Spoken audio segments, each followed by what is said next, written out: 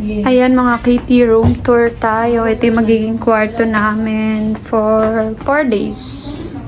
Yan, meron silang TV. Tapos meron dito bintana. Kaso ang harap namin ay kali na.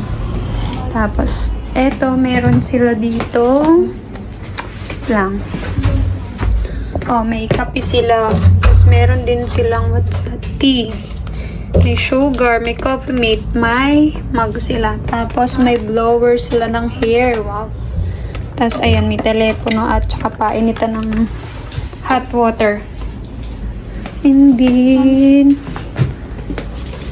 ito ang kanilang CR. Ayan, may towel, tatlo. Tapos may nakalagay na Ibis budget.